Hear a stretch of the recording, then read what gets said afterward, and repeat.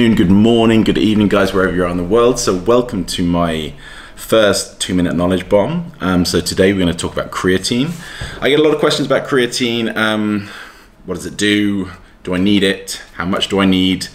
But the main one is always, does it cause water retention? So let's talk about creatine. It's made up of 3 amino acids, glycine, L-arginine, and L-methionine. So the chemical properties of creatine does cause it to draw water into the muscle cell. It's called the hydration shell around the creatine molecule. So this, basically when the body takes in creatine, it adds phosphate, turns into phosphocreatine, and that phosphocreatine is used in the transition between ADP into ATP. Going a little bit more, basically ATP is the main kind of fundamental source of energy for the body. So anyway, creatine, what is it used for? It's mainly used in the phosphocreatine system, the creatine kinase system, sorry.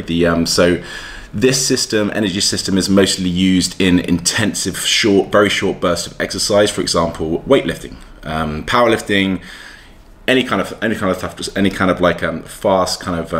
It's a very fast transition from the ADP into the ATP. So that's why.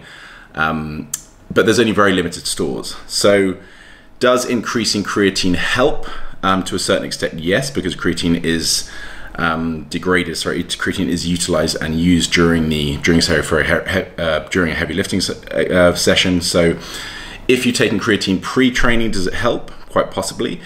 Where do the rumors come around about creatine and water retention? So as I said, creatine does create a hydration shell around it, drawing water into the muscle cell, which almost creates muscular swelling, which is quite a good thing, especially when you're training. If, however, there's too much creatine in the system and it's not utilized during training, it's not utilized during a training session, it does hang around, and until that's excreted by the kidneys, it will hang around, and that does cause water retention properties. So the key is with creatine is getting the dosage right. So what do I recommend on dosage? So I normally recommend around about 3 to 4 grams pre-training or post-training for females, around about 6 to 8 grams for males. Creatine comes in many different forms. You've got creatine monohydrate, which is the base. You've got creatine HCl, creatine ethyl ester. Basically, they're just faster acting forms. Is one better than the other? I'd probably sway into a more faster acting form like creatine HCl or creatine ethyl ester. That's a little bit old, so creatine probably HCl is probably my go-to. Creatine monohydrate is totally fine. It's not an issue with that. So yeah, that's the basic fundamentals of creatine. If you get the dosing, so the rumors came about because when creatine started, it's actually one of the only kind of proven supplements that actually, proven in journals, that actually does work. So that's a good thing about creatine. It does work.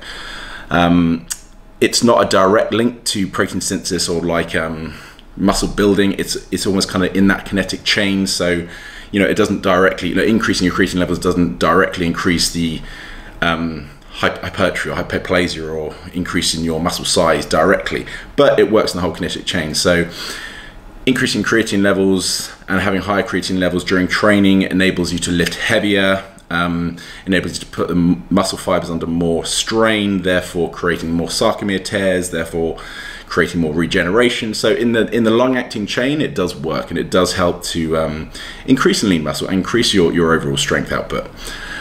But again, it's about the loading dose. So when creatine first came out, they suggested taking a loading dose, which I think was about something like 6 to 8 folds, 6 to 8 times the maintenance dose for a period of 7 days, I think it was.